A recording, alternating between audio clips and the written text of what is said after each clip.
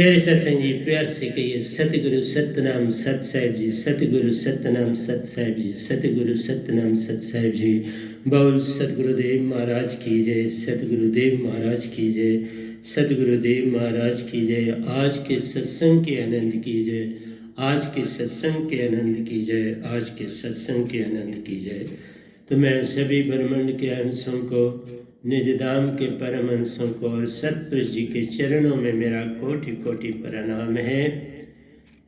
ये गधा भाई तो बस एक दास है और आपको उनकी सुरती को बदल के, निअक्षर को बदल के आपको अक्षर में देने का काम करता हूँ और मेरा कोई काम नहीं। आप जागें तो आपकी बड़ी मेहरबानी होगी, इसलिए कि आप जाग के, न जागे तो भी बड़ी मेहरबानी होगी कि आप अभी सोए हैं, कोई बात नहीं। तो प्यारी सत्संग जी, आज 23/5/2021 है और ये गधा भाई आपके समक्ष सतपुरुष जी का संदेश जो भे से चलता है, आकांक्षाएं साथ लाता है, वीर्य और विराग जगाता है और प्रेम पा के पार हो जाता है, उसका सफर हम कर रहे हैं। क्या आप भय से और आकांक्षाओं से और प्रलोभन से कैसे पार हों, वीर्य और विराग जागे और प्रेम पा जाओ। बस यही भक्ति है। प्रेम आया, आनंद आया, आनंद आया, शांति आई, तो ये आपस में एक ही जुड़े हैं। कहने का अर्थ है तुम आत्मिक हो गए। सबसे बड़ी चेष्टा हमारी है कि तुम आत्मिक हो जाओ। तो मैं दोनों से ही शुरू करता हूँ प्यारे सत्संग जी। कुछ ने लिखे होते हैं तो ने से चलता हूँ, तो फिर मैं आगे चलूँगा। उसी के मुताबिक दोए होते हैं जिसके मुताबिक मुझे आपके समक्ष कुछ कहना होता है, क्योंकि सब कुछ प्रेरणा जितनी भी मेरे अंदर बनती है प्यारी सत्संग जी, वो सतपुरुष के द्वारा ही सब कुछ होता है। कल ही मैंने आपसे बात करी, उन्हीं का संदेश था कि बाबा बच्चों को सताना तो कोई उत्तर नहीं उसका मिल पाता। जो आप ही सत्य है, प्रेम है और आनंद है, उसको सताया जा ही नहीं सकता, तो सताना किस बात का। ये तो मेरा कहना एक बहाना था। कहाँ कोई बच्चों को सताने वाला आ सकता है और सताया जा सकता है कोई बच्चा। तो प्यारी सत्संग जी, आप देखते जाओ कि आप 6 तनों के मालिक हो, इतने अमीर हो जिसका कोई हिसाब नहीं। 6 तन का मतलब होता है तुम 6 संसार अपने अंदर रखे हुए हो। 6 संसार, एक संसार तो बाहर है, 6 तुम्हारे अंदर है। और जो अंदर खजाने होते हैं वो तुम्हें पता होता है कि वो कितने बड़े होते हैं। बड़े बड़े सेठों के जो बड़े बड़े खजाने हैं, नोट तो बाहर दिखते हैं, उनके पास सोना चांदी हीरे जवाहरात के भंडारों के भंडार होते हैं भरे हुए। नोट तो बस दिखाने के लिए होते हैं उनके पास। इसलिए प्यारी सत्संग जी, हर इंसान, हर एक की गठड़ी लाल है, कोई नहीं कंगाल। ग्रह खोल नहीं जानते तही बेओ कंगाल। कबीर साहब ने 2 लाइन बड़ी प्यारी लिखी। तुम्हें अंदर जाना नहीं आता, तुम्हें गांठें खोलनी नहीं आती, तुम्हें ये चक्कर खोलने नहीं आते, तो तभी तुम बेहाल हो। जिस दिन तुम्हें इस गधे भाई की तरह गांठें खोलनी आ जाएंगी, कोई चीज तुम्हें न सताएगी, न बेरगेगा, न प्रलोभन तुम्हें सताएंगे। कोई चीज तुम्हें सता नहीं सकती, क्योंकि तुम बड़े बहुत बड़ी चीज हो इस संसार में। मानस जन्म दुर्लभ है, होवत न बारंबार, जूं फल पाके बुए गिरे, बहु न लागे डार। ये बाबा नानक कितना सुंदर लिखे। उन महान हस्तियों को मानने का यही अर्थ है कि तुम चलते हो, इसी तरह उनका त्योहार मना दिया तो बात नहीं बनेगी। आप अभी ये देख लो, ये जो कोविड-19 एपिडेमिक कोरोना आया है, किसी देश को नहीं छोड़ा, सब देशों में आया, चल रहा है। लेकिन अब इसकी लय बस मध्यम पड़ गई। मेरे कल कहने से ये मध्यम शुरू हो गई है, मैं झूठ नहीं बोलती। अब इसका जोर कुछ भी नहीं रहा। अब ये खात्मे पर है, न ये बच्चों को सता सकती है, ना बूढ़ों को सता सकती है, न जो। अब इसका पीरियड ओवर हो चुका है। इसलिए प्यारी सत्संग जी, मैं कोई काम संसार में नहीं किया जो मैं पूरी तरह उसमें ना उतरा। उतरा तो फिर मैंने काम किया, नहीं उतरा तो फिर मैं काम नहीं किया। मैंने कोई चीज बनावट नहीं की संसार में। दूसरी बात आपको सुनाता हूँ, सभी देशों को कोई नहीं देखा, धर्म न देखी जात तुम्हारी। हर धर्म कहता है मेरा ऊंचा है, तो फिर तुम्हें कोरोना नहीं सताना चाहिए था, फिर तो उसी को सताना चाहिए था जो बहुत नीचे है। कोई धर्म ना बचा। कोई कहता है मेरी ये किताब सबसे ऊपर है, बाबा ये खुदा ने सीधी लिखी और किसी ने। कोई कहता है मेरी किताब ये परमात्मा ने सीधी लिखी। कोई कहता है ये मेरी वाहिगुरु ने सीधी लिखी। कोई कहता है ये मेरी किताब जो है खुद गॉड ने ही भेजी। सभी धर्म उसी के फैलाए हुए हैं। हर पल तुम्हें सताने के लिए यह डंबर रचाए हुए हैं। तुम्हें भरमाने के लिए, बांट बांट के रखने के लिए ये सब कार्य उसने चलाए हुए हैं। बांट के तुम तुम्हारे ऊपर हुकूमत करना चाहते क्यों? मैं बताता हूँ बांटने का लाभ क्या है इस निरंकार भगवान को। बांटने से दो बातें होती हैं, एक भय और प्रलोभन। एक ग्रुप दूसरे के अंदर जो शक्तिशाली होता है वो दूसरे ग्रुप में भय उत्पन्न करता है और अपने ग्रुप में प्रलोभन उत्पन्न करता है। जिसको प्रलोभन देता है बड़े बड़े ख्वाब देता है और कहता है लड़ मरो इनके साथ, तुम्हें कोई कुछ नहीं सता सकता, तुम्हें कोई जेलों में नहीं डाल सकता, तुम्हारे ऊपर कोई केस नहीं चल सकता, तुम्हारे पर कोई कुछ नहीं कर सकता, क्योंकि तुम्हारे हम अंगरक्षक, हम तुम्हारी सहायता करने वाले। और दूसरे को किस्म किस्म के हर कोने से, हर ढंग से परेशान और भयभीत किया जाता है। ये किसी एक देश की बात नहीं मैं कर रहा, मैं पूरे ब्रह्मांड की बात कर रहा। रशिया में जब 1917 में क्रांति हुई, उससे पहले वहां लोग मानते थे अल्लाह है, गॉड है, ईश्वर है। उस क्रांति में वही बात हुई, जो मानने वाले थे उनके अंदर भय उत्पन्न किया गया और जो नहीं मानने वाले थे उनको प्रलोभन मिला हर किस्म का। उनको कहा बाकियों को अपने साथ जोड़ो, जोड़ते जाओ, प्रलोभन मिला, हर चीज मिली उनको। तो ये संसार में दो चीजें बिल्कुल इकट्ठी चलती है, भय और प्रलोभन। जो अंधविश्वास है वो भय के और प्रलोभन के कारण। मैंने देखा एक मेरी साधिका ने मुझसे दीक्षा ली, दीक्षा ही नहीं ली, उसके घर में औलाद नहीं थी, देने वाला तो कोई और है, हमारा तो बहाना होता है। पर ठीक है, हम श्रद्धा से करते हैं, बहाना नहीं होता।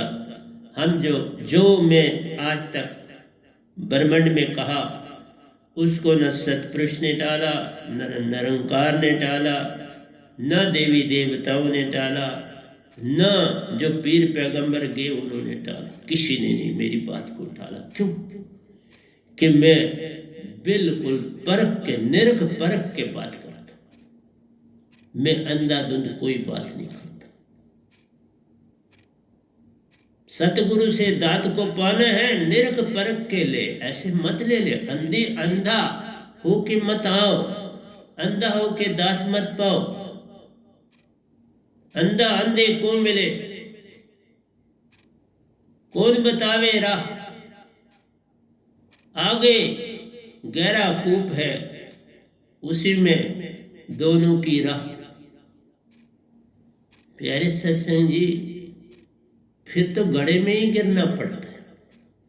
इसलिए मैं एक चीज नहीं बोलता, किसी भी चीज को चलाने के लिए दो बातें ये करी जाती हैं, बे और प्रलोभ।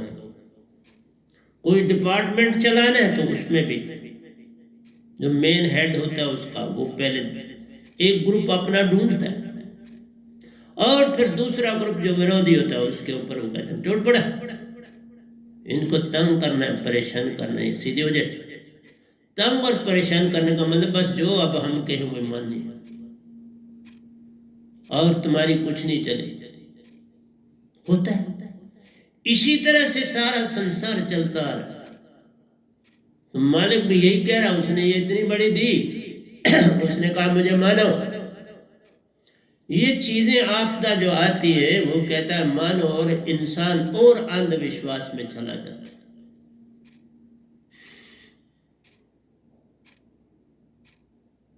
दोनों कूप पड़े, दोनों गड्ढे में गिरते। इसलिए सच्ची भक्ति को जानना आवश्यक है, सत्य को पाना आवश्यक है। एक बच्चा भी जो आता है ना संसार में, मेरी प्यारी सत्संग जी, 7 पीढ़ियों के गुण लेके आता है। 7 पीढ़ी, 7 चक्र संसार है, 8वें का कोई नाम नहीं लेता। वो 8वां चक्कर निर्वाण, पूर्ण निर्वाण, पूर्ण मोक्ष। 7 चक्र संसार है। और जितने गुरुआ आज तक सृष्टि में हुए, एक मेरे कबीर जी को, रविदास जी को, बाबा नानक को, पलटू को, दादू को, सूरदास जी हसरत वाले को, मीरा जी को, मेरे सतगुरु को, ये गदा भाई जो आपके सामने बैठा है, इसके अतिरिक्त तो जितने भी हुए, काल का ही गुण गाया, और एंड की समाधि ही मांग की ही करी ना, तो फिर होगी उसके। मांगन मरण समान है, मत मांगो कोई भीख, मांगन ते मरना भला, यही संतन की सीखी। कबीर साहब ने ऐसा अमर दोया लिखा है, सबके लिए लिखते। पहले निरंकार भगवान आपको तड़पाता है, बुद्ध को इतना कमजोर कर दिया बेचारों को। कभी किसी ने कहा एक दाना चावल का खा, तो उन्होंने एक दाना ही खाया बेचारों। किसी ने कहा व्रत रखो, व्रत रखो। मैं आ गया बात, तो मैं कल भी कहना चाहता था, मैं व्रत की विशेषता आज आपको जरूर बताऊंगा। कल मैंने आपको बताया था कि गाय जो है जब बड़ी भूखी होती है तो रंभती है, आवाज लगाती है। जब उसको बांधा होता है तो वो थोड़ी आजाद होनी चाहती है तो रंभती है। लेकिन सबसे ज्यादा तब रंभती है जब रात पड़ती है, तो उसका बछड़ा अगर है तो वो दूर है, उसके पास नहीं है, तो फिर वो बड़ी घबराती है और फिर रमती है। नहीं तो रात को वो कभी रमती नहीं, कोई तकलीफ और नहीं सुनाती। उसको कितनी लगी भी होगी ना, वो रात को नहीं चलाएगी। भूख भी होगी तो नहीं चलाएगी। लेकिन उसका जो बछड़ा है वो उससे बिछड़ा हुआ हो, जिसको उसने कुछ दिन पहले जन्म दिया है, और उसको आपने उससे थोड़ा बिछोड़ा कर दिया तो वो रंबेगी।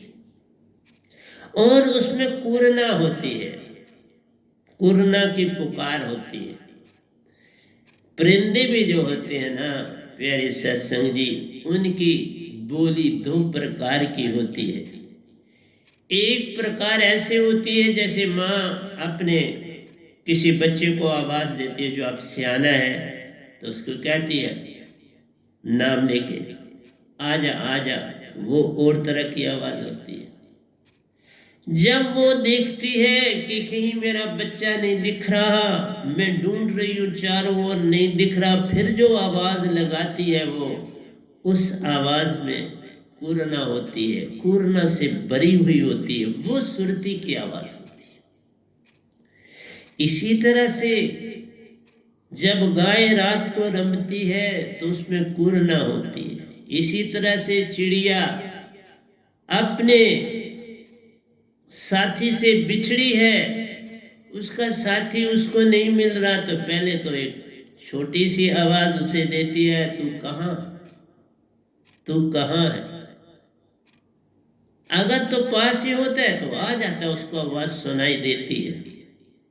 लेकिन कहीं आवाज देकर भी नहीं पास वो आ रहा तो कोई परेशानी नहीं, फिर वो इधर उधर उड़ती है, जहां जहां वो कभी दिन को बैठते हैं उन जगहों पर भागती है, दौड़ती है, और फिर आकर अपनी उसी पेड़ पर जहां उसका घोंसला होता है, फिर वहां से आवाज देती है, तो उस आवाज में कुरना होती है, उस आवाज में वो प्रीत होती है, उस आवाज में वो दर्द होता है, उस आवाज में वो गहरी गहरी पीड़ा होती है।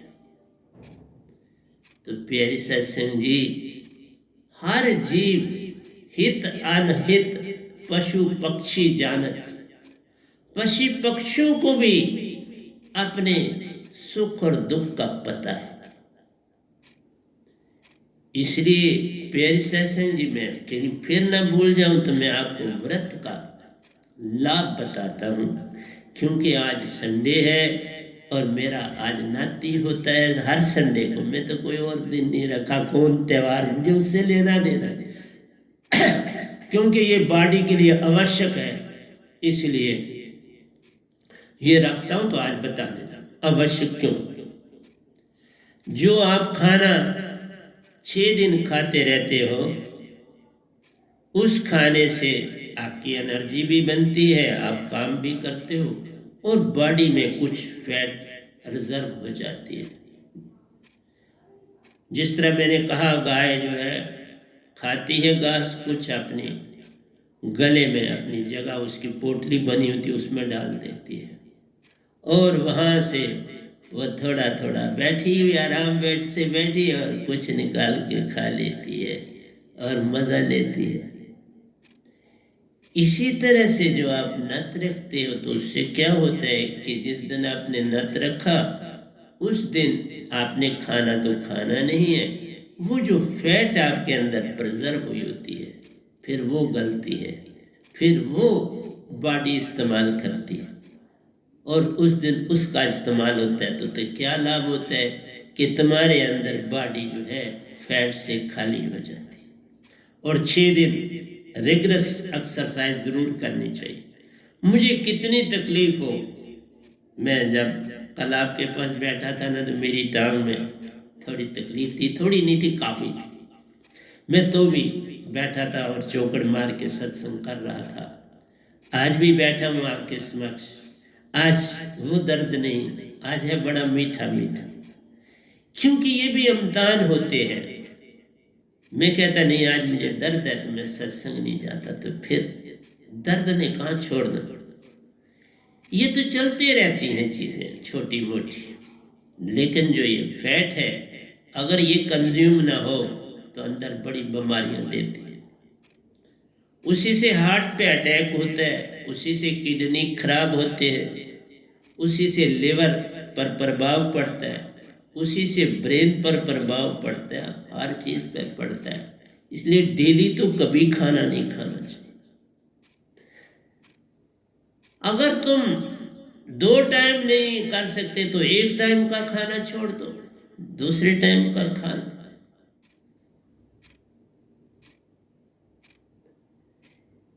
प्यारे सत्संग जी, इस व्रत में बाकी मैं कोई रिलीजियस पॉइंट से नहीं करता, उससे बातें मैं तो कर ही रहा हूं। इसका कोई रिलीजन से लेना देना नहीं है। कोई रोजा रखता है, कोई व्रत रखता है, कोई किस किस्म का करता है, वो उनकी अपनी सोच है। मैं उसमें दखलंदाजी, ना मैं किसी का विरोध करता हूं, ना मैं व्रत जो भी है वो लाभदायक है, इसमें कोई दो राय नहीं है। बीमारियां फिर कम आएंगी।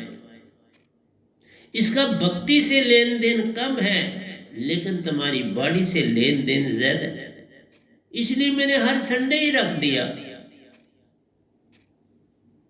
तो बाबा हर संडे जो आएगा उसको मैं नत के तौर पर इस्तेमाल करता हूं, और योग वगैरह बिल्कुल रेगुलर अपनी बॉडी पर।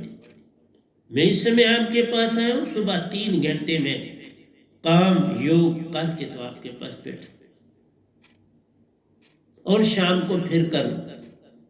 दिन के समय भी टाइम मिलेगा तो ये मेरा पीछे हॉल में ही बना हुआ है शीर्षासन का, तो मैं शीर्षासन भी करता हूँ। पिछले 2-3 दिन से क्योंकि लेग्स में प्रॉब्लम थी, तो उसमें क्योंकि लेग के साथ मैं एक्सरसाइज करता हूँ, तो फिर मैं इसलिए 2-3 दिन मैंने नहीं किया, लेकिन आज करूँगा।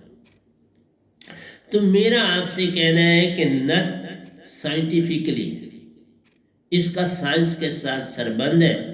धर्म से जोड़ो ना जोड़ो, मुझे लेना देना नहीं, क्योंकि बाहर के पट बंद कर अंदर के पट खोल तो भक्ति होती है, नहीं तो भक्ति है नहीं। भक्ति भक्ति सब जगत बखाना, भक्ति वेद कोई बिरला जाना, भक्ति वेद जानेगा वही जिसका सतगुरु पूर्ण हो। जो प्रेम की सीढ़ी है वो सतगुरु से ही शुरू होती है और सतपुरुष को पाने में खत्म हो जाती है। अगर कहो तो यह सतगुरु से शुरू होती है और सतगुरु पे खत्म होती है, क्योंकि सतपुरुष का पाना ही तो सतगुरु के द्वारा ही, ऐसे तो पाया नहीं जाता।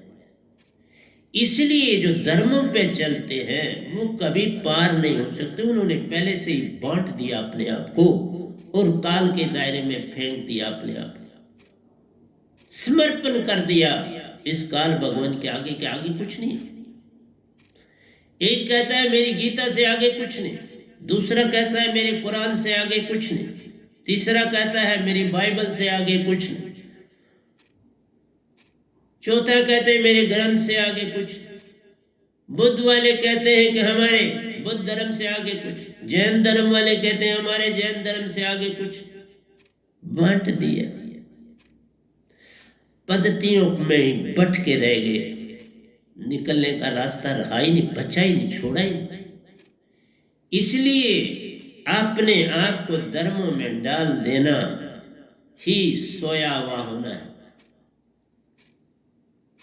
उन्होंने पता नहीं कितने यत्न करके तो अवस्था पाई, तुमने वो धर्म बना लिया, तुमने बुद्ध धर्म बना लिया, तुमने जैन धर्म बना लिया, तुमने क्या क्या और बनाने हैं और बनाए।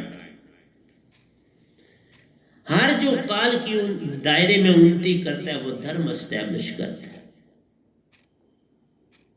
कबीर साहब ने कोई धर्म नहीं एस्टैब्लिश किया, उनके चलने वालों ने कबीर साहब की ही किताब को कोई उनके दोयों को थोड़ा उल्ट पुल्ट करके तो रख दिया। नहीं करना, उनके दोयों को ना छेड़ो, तुम अपने लिख दो, लिख सकते हो तो।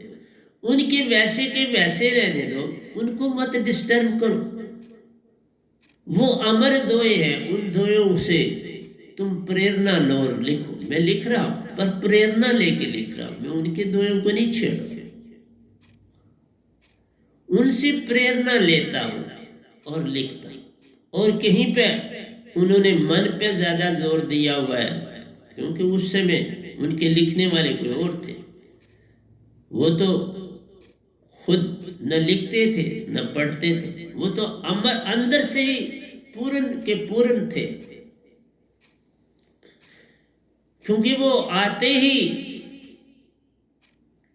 सतपुरुष को जानते थे, सतपुरुष से ही आए थे। जानना क्या, वो सीधे आए ही सतपुरुष से थे। मैं तो 51 साल के बाद सतपुरुष को जाना है रे बाबा, लेकिन फिर जब जाना है तो बड़ा प्यारा जाना है। मैं निरंकार के एक चक्र को नहीं जाना, मैंने निरंकार के 7 चक्रों को जाना। मैंने निरंकार के एक लोक को नहीं जाना, मैंने निरंकार के सभी लोकांतरों को जाना। 51 साल में मैंने उसके दायरे में बेहद उन्नति करी और किसी को पता नहीं लगने दिया। कुछ नहीं कहा कि मैं भगत हूं, मैं कुछ नहीं कहा। अब जब सतपुरुष के दायरे में आया हूं तो उन्होंने भी बेशुमार दर्शन दिए, बेशुमार टाइम्स मुझे निज धाम आने दिया, और ये दाद दे के तो मुझे संसार को जगाने का हुक्म किया। मैं तो बड़ा, कहना नहीं चाहिए, सच बोलता हूं, मुझे कोई चालाकी नहीं आती, मुझे कोई होशियारी नहीं आती। मैं एक सीधा चलने वाला इंसान हूं धरती पर, लेकिन अंदर से आप सब संसार जान गया। तुम्हारे अंदर भय का कारण जान गया, प्रलोभन का कारण जान गया, वीर्य और वैराग को जान गया, प्रेम की दशा जान गया। इसलिए कहा, मैं एक बात शुरू की थी कि मेरी साधका एक बड़ी प्यारी है, बड़ा विश्वास करती हैं, विश्वास ही नहीं करती, वो अपने परिवारों की भी बड़ी सहायता करती हैं हर ढंग से। तो एक बार उसने अपने मदर इन लॉ को बोला, क्योंकि उसको कोई प्रॉब्लम हो गया तो वो बेड पर थी, तो उसने एक बात बोली कि सब बातें ठीक हैं, लेकिन कभी इसको ये ना कहना अपने मंदिर में ले जा करके कुछ मांगो। कितनी सुंदर बात करी, क्योंकि तुम सबसे पहले बच्चे को मंदिर, मस्जिद, गुरुद्वारा जहां भी ले जाते हो, कहते हो माथा टेको और यहाँ से कुछ अपना एग्जाम तुम्हारा है कल, तो आज कुछ मांग लो, फलानी चीज मांग लो, तो उसको आदत पड़ जाती है। फिर ये आदत टूटती है, ये नशा है। तुम सिर्फ शराब को नशा कहते हो, नहीं, सब आदतें भी नशा होती है, बिल्कुल शराब की तरह नशा है। जो आदत डाल लो वो नशा बन जाता है। जैसे मैं सुबह उठने का शुरू से आदी, तो इसको भी तुम एक नशा भी कह सकते हो, कोई बुरी बात मैं नहीं कहूंगा कि तुम, क्योंकि उठ जाता हूं लेकिन मैं उससे लाभ लेता हूं।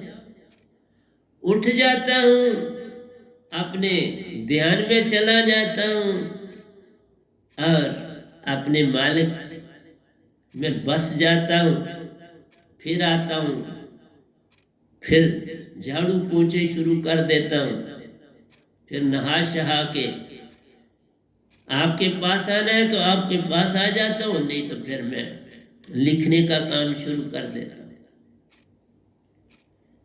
पर मैं अंतराल रखता हूं, क्योंकि मैं योगा दिन में 3 बार करता हूं, सुबह, दिन के समय और रात के समय, पक्का विदाउट फेल। इसलिए मैं कम से कम जो बॉडी को एक्सरसाइज देता हूं वो 4.5 घंटे, और साथ सिमरन करता हूँ अकेला। और एक बात में और मैं फिर भूल ना जाऊँ, आपको बताऊंगा प्यारे सत्संग जी, आप 1 सेकंड में ध्यान रखना, 1 सेकंड में 2 बार मरते हो और 2 बार जीते हो। तुम बड़े मरने से डरते हो, लेकिन 1 सेकंड में 2 बार मरते और 2 बार जीते हो। कभी सोचा? नहीं ना सोचा। इसलिए जो मेरे द्वारा प्रवचन होते हैं, उनके हर प्रवचन में एक चीज अनूठी होती ही होती है। आइए मैं बताता हूं। आप 1 सेकंड में 2 श्वास लेते, एक श्वास बाहर छोड़ते हो, अंदर लेते हो नॉर्मल, और दूसरा बाहर लेते और अंदर। तो पूरा घड़ी देख लिया करो, मैं बता रहा हूं। 1 सेकंड में आप 2 श्वास लेते,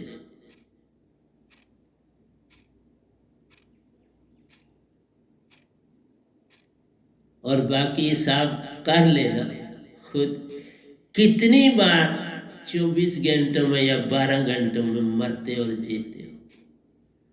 कभी सोचा? तुम मरने और जीने की बात करते हो, पल पल तुम मर रहे हो और पल पल जी रहे हो, इसको जान। इसीलिए मैं कहता हूं, और कबीर साहब कहते, श्वास श्वास में नाम ले, व्यर्थ श्वास न खोए, क्या जाने किस श्वास में आमन होए न होए।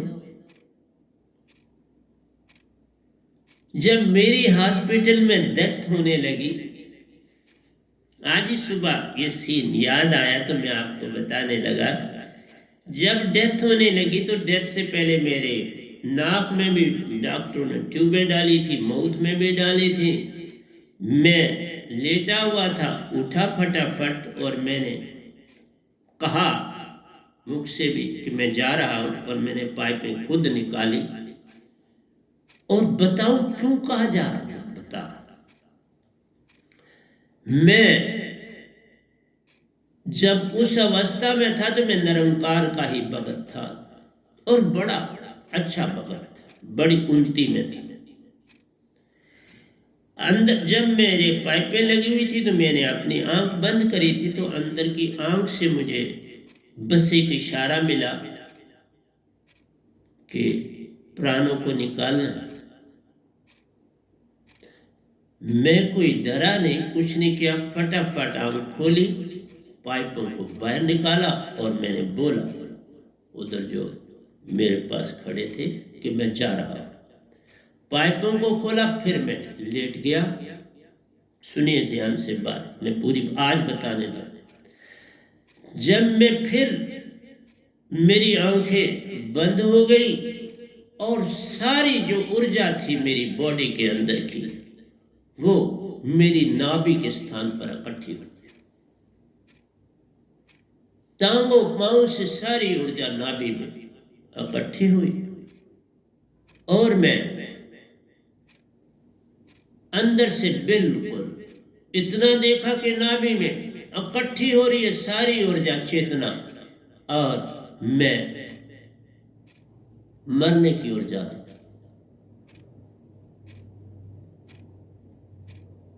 जो ही ऐसी घटना हुई कि मुझे बिल्कुल सुषुप्ति अवस्था में चला गया, लेकिन सुषुप्ति अवस्था से मैं अपनी अवस्था में आ गया, आत्मिक में आ गया।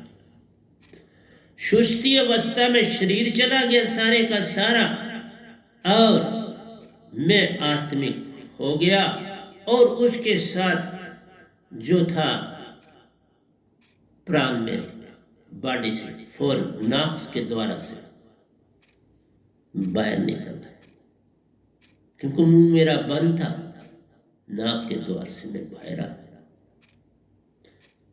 जब बाहर आया तो बड़ी तेजी से मैं देख रहा हूं अपने आप को कि मैं चला। चलने के बाद इतनी सेकंडों में मैं ऐसी जगह पहुंच गया जहां टनल थी, और मुझे लगा कि दूर से कि मैंने इसको क्रॉस करना है। वहीं पे निरंकार भगवान सफेद रंग के सूरज, मैंने इसके दर्शन किए हुए थे पहले, वो अपीयर हुआ और मेरी आत्मा रुक गई। इसके साथ प्राण सुरति और निरति दोनों होती हैं, और सुरति जो होती है बड़ी प्रबल होती है, हर चीज बड़ी आराम से सारी चीजें समझती है, और निरति जो होती है वो प्राण होती है। किसी चीज ने नहीं मुझे न लेने कोई चीज आई, कुछ ऐसी कोई चीज घटना नहीं हुई घटी, सीधा मैं बाड़ी से निकला और मैं मेरी बाड़ी सारी मैंने होते देखी कि ये सुषुप्ति अवस्था में जो ही गई तो मैं अपनी चेतना में आ गया। इसलिए इसी को बोलते हैं जीवत मरणम बहुजल तरन। जब आप ध्यान में जाते हैं और जब मैं वापस आया तो सेम रिपीट हुआ, फिर बॉडी में मुझे वापस भेजा गया, फिर उसी तरह से सारी बॉडी रिवाइव हुई, चेतना उसमें रिवाइव हुई, पांव के अंगूठे तक सारी रिवाइव हुई, और फिर मैं उठ के बैठ गया।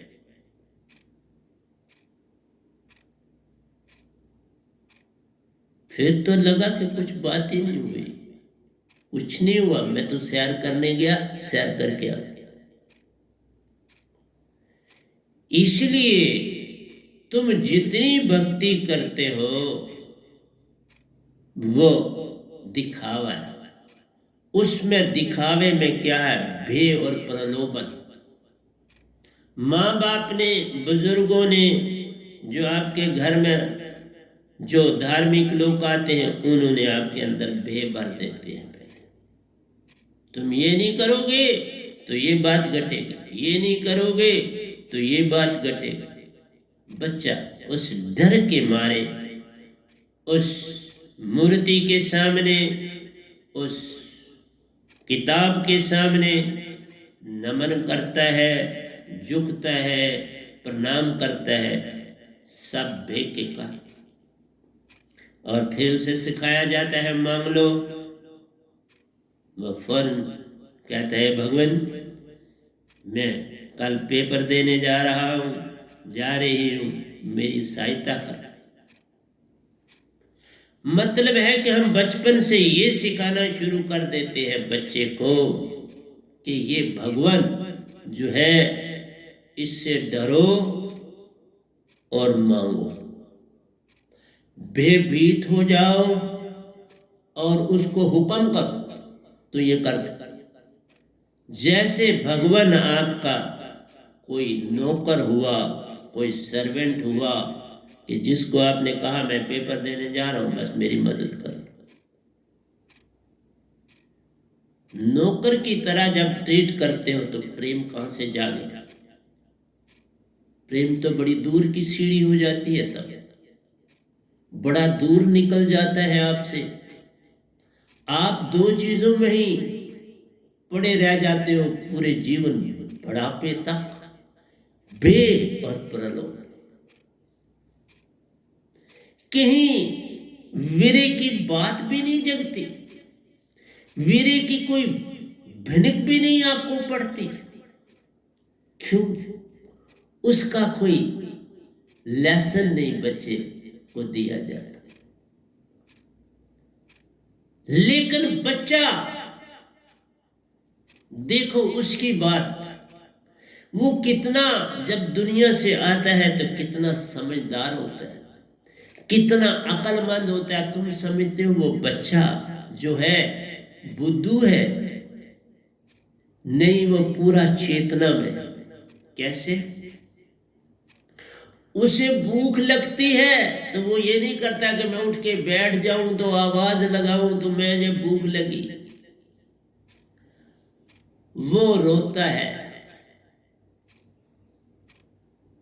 और उसके रोने में करुणा होती है।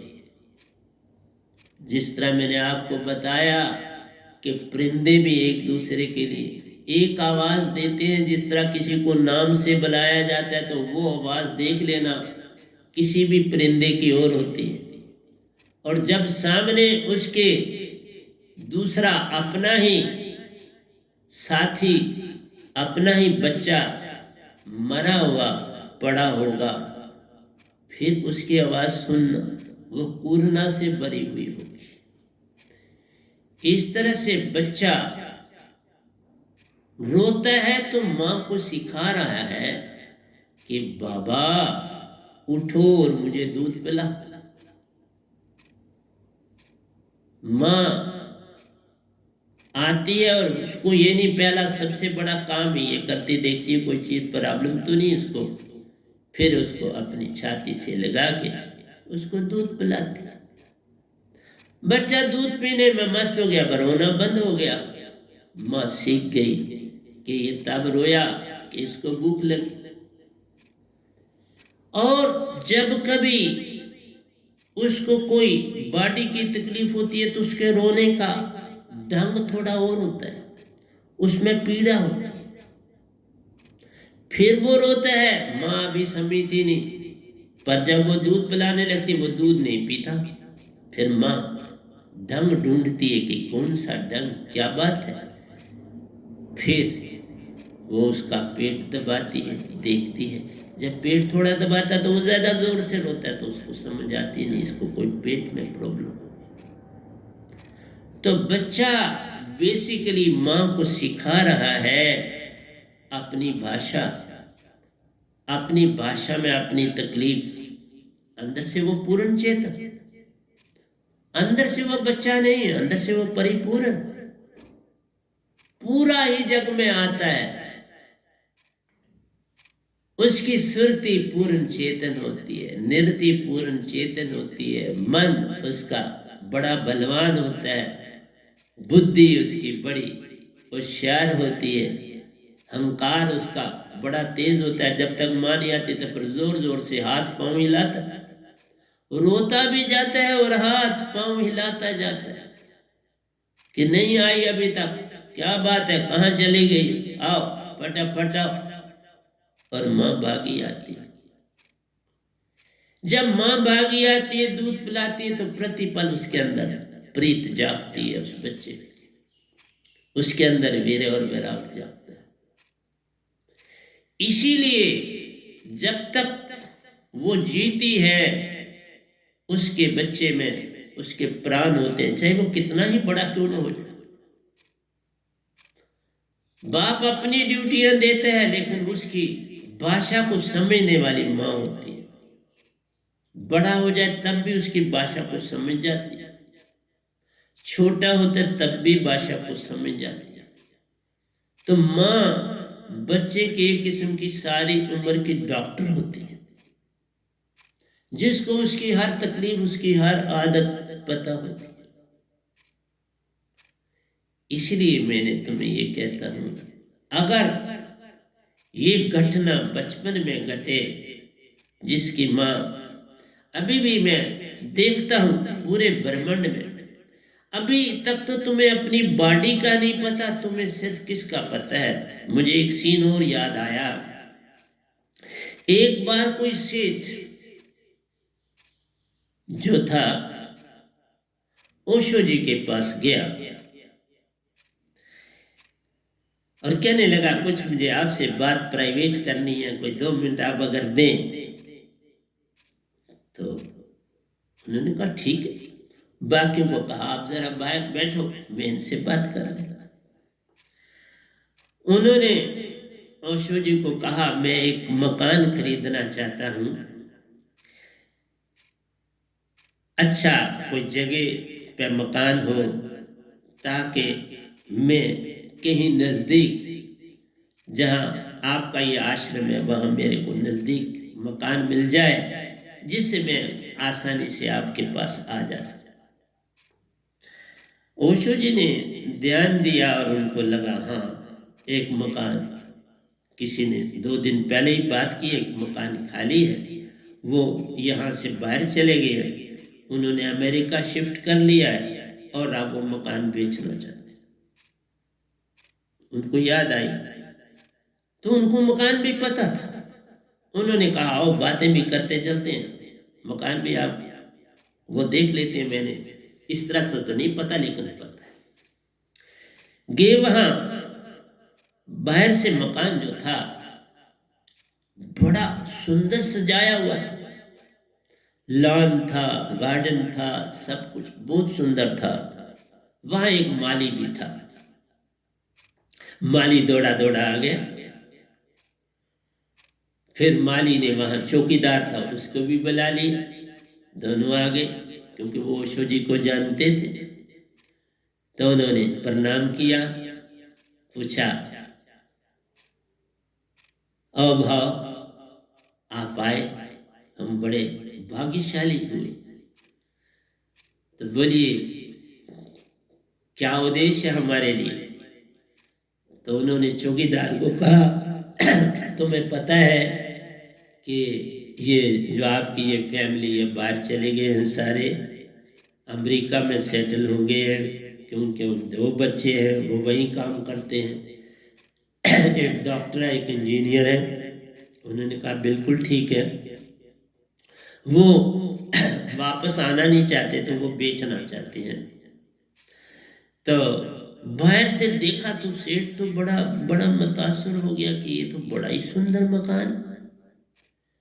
तो चौकीदार से पूछा कि इसकी कोई कीमत का आपको अंदाजा है। उसने कहा नहीं, मैं अभी फोन करके जो वकील है तो उनको पता है, तो उनसे मैं बात आपकी करवा देता हूँ। तो उसने फटाफट कमरा एक खोला और वहां पर उनको बिठाया भी, और वहीं पे फोन पड़ा था तो वहां से फोन किया। वकील ने बात करी, वकील से बात हुई उस सेठ की। तो उसने मकान की कीमत लान के साथ 10 करोड़ बताई। सेठ बड़ा हैरान हुआ, इतना बड़ा मकान है, बाग है, लॉन्स है, बड़ी खुली जगह है, और सिर्फ 10 करोड़। उसने वकील से फिर कहा आपको कोई गलती तो नहीं लगी रेट बताने। उसने कहा साहब मेरे पास रिकॉर्ड है सारा, मैं फाइल से देख रहा हूँ, जहाँ पर सेठ साहब ने साइन किया हुआ उन्होंने, तो उन्होंने ही कीमत लिखी है, तो 10 लाख इसकी कीमत। उसने कहा अच्छा, मैं 2 घंटे के बाद फिर आपको फोन करूंगा। ओशो जी ने उस सेठ को कहा अब मैं चलूं, मेरा काम तो आपसे नहीं, आप और कोई। उसने कहा आप चलिए, फिर मैं आश्रम में आके मिलता हूँ। वो चले गए। उस सेठ ने उनको बोला ये मकान खोलो, मैं अंदर से देखना चाहूंगा। पहले तो वो जो चौकीदार है वो हेजिटेट किया। उसने कहा साहब क्या करोगे आप, ये तो सामने दिख रहा है सारा। उसने कहा नहीं, अंदर देखेंगे कमरे कैसे हैं, कैसा है। उसने जब अंदर से खोला तो प्यारी सत्संग जी उसके रोंगटे ही खड़े हो। वो जो ऑफिस था वो तो अंदर से बिल्कुल ठीक ठाक था, बाहर से भी सजा धजा था, लेकिन जब अंदर के कमरों में देखा कोई अलमारी साफ नहीं थी, कोई दीवार साफ नहीं थी, सीमेंट उखड़ा हुआ था, छत जो था उसके जो सीमेंट था वो भी उखड़ा हुआ था। उसने सारे कमरों को देखा तो ऐसा लगा कि ये मकान तो रहने के योग्य ही नहीं है। वो फिर वापस आया ओशो जी के पास, तो उन्होंने कहा सेठ पसंद आया आपको मकान। कहने लगा जब तक आप साथ थे तो पसंद था, आप आ गए तो पसंदगी की तो बात ही नहीं रही। उन्होंने पूछा कारण क्या है। सेठ ने कहा कारण है कि वो सारे का सारा मकान तोड़ना पड़ता और इतना मलबा ही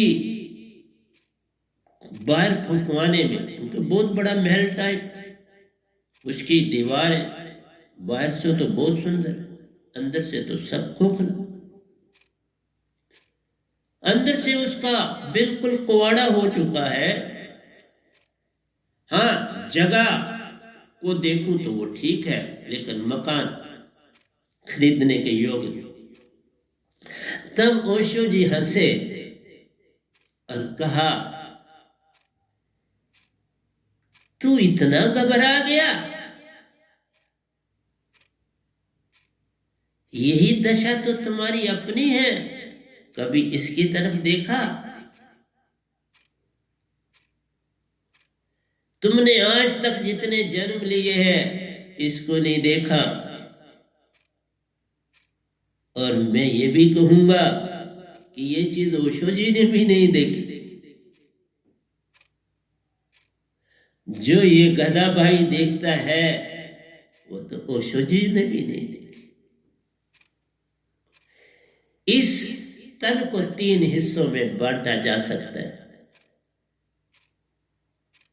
वैसे तो बड़े बड़े नहीं जानते, मेरे सतगुरु जानते हैं। मेरे कबीर साहब शहनशाहों के शहनशाह, मेरे सतगुरु भी शहनशाहों के शहनशाह, बड़े बड़े साहब जी भी शहनशाहों के शहनशाह।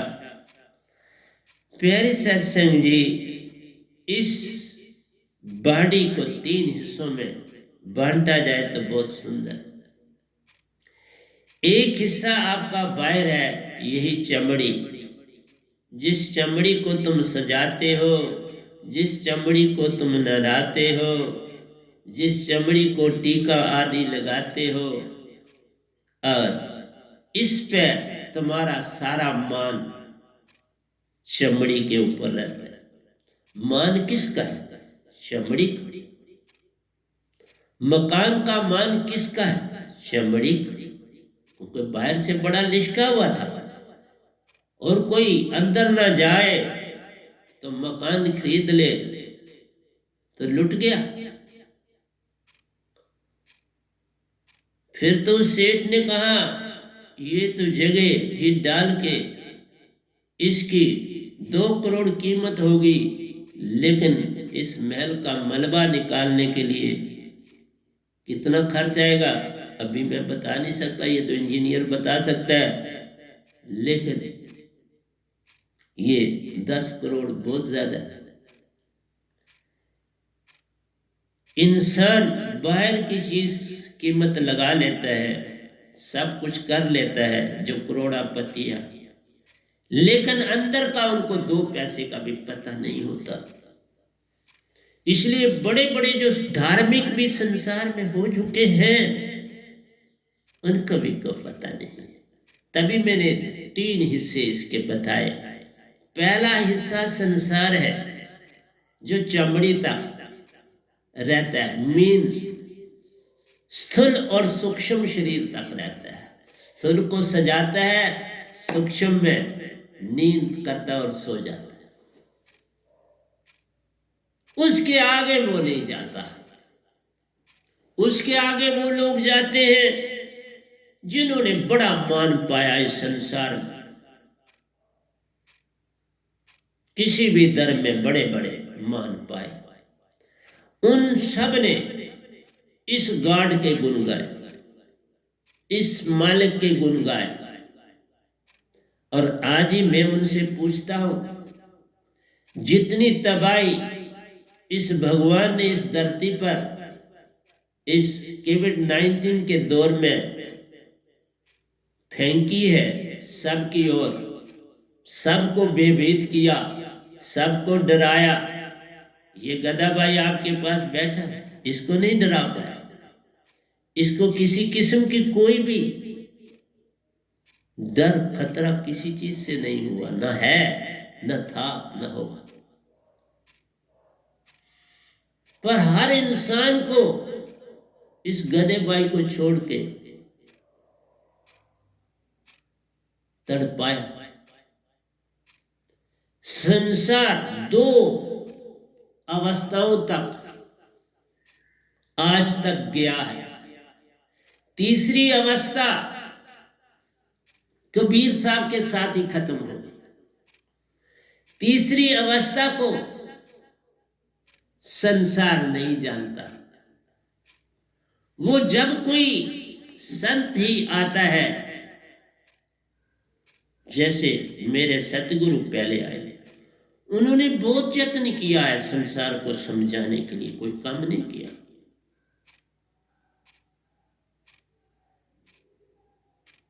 पर उनकी भेंट मेरे सतपुरुष से नहीं हुई। पता नहीं क्या कारण, क्यों ऐसा हुआ। ये चीज न मैं सतपुरुष से पूछ सकता हूं, ना बता सकता हूं, क्योंकि जितना उन्होंने काम किया संसार को जगाने के लिए, उसका परलल भी नहीं मिलता। मेरे सतगुरु बड़ा काम किया।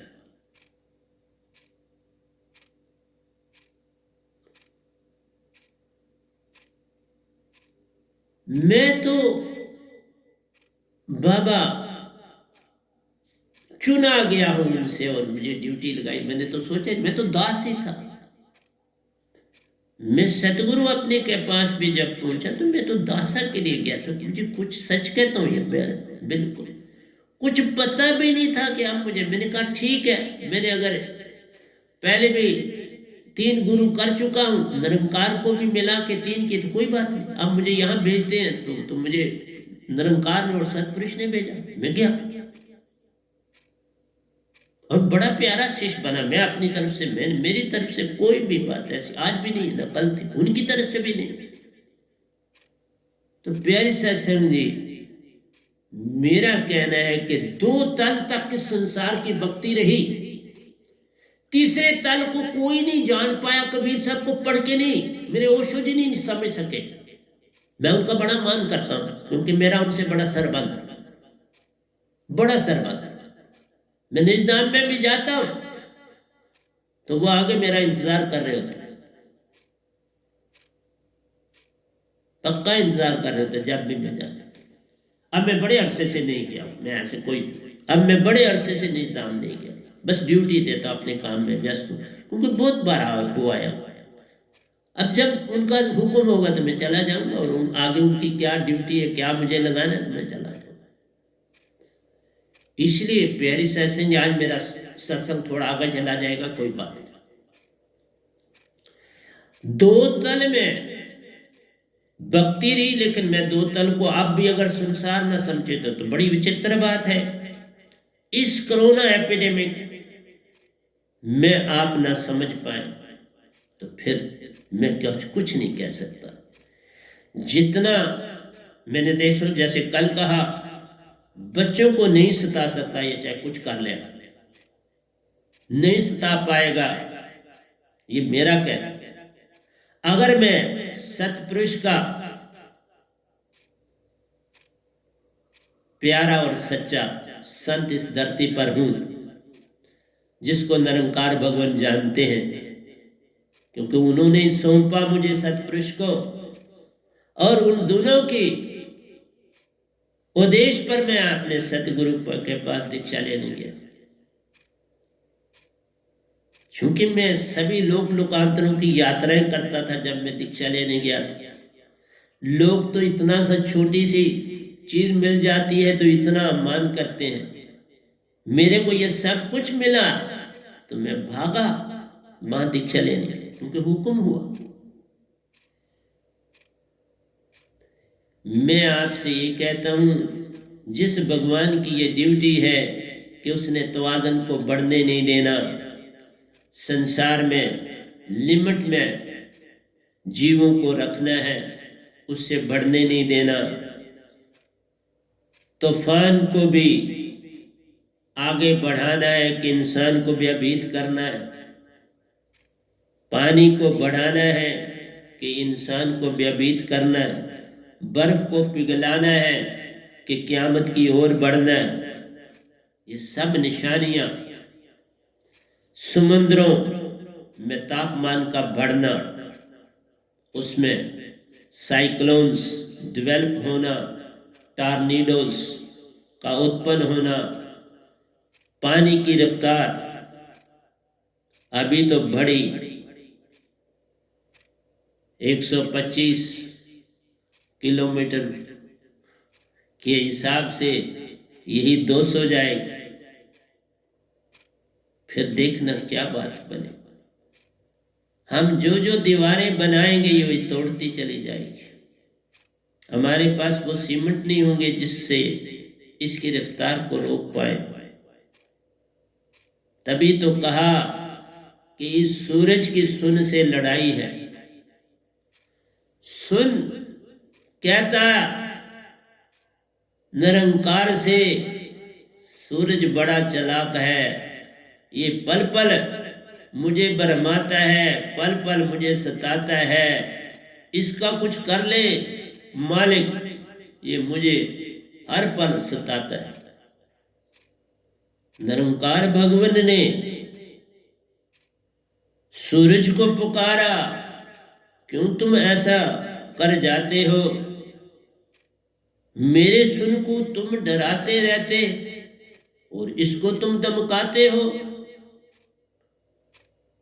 ये तो मेरा प्यारा है, इसी में मैं रहता हूं, हर पल इसका मुझे सहारा है।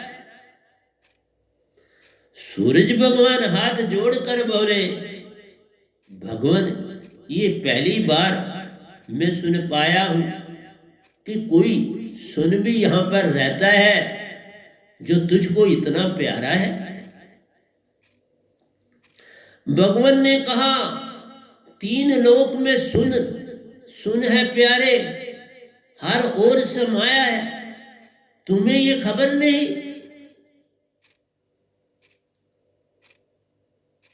तुमसे ये बरमाया है। उसने कहा, सूरज बोला, भगवान एक बार मुलाकात कराओ, एक बार उनके दर्श कराओ,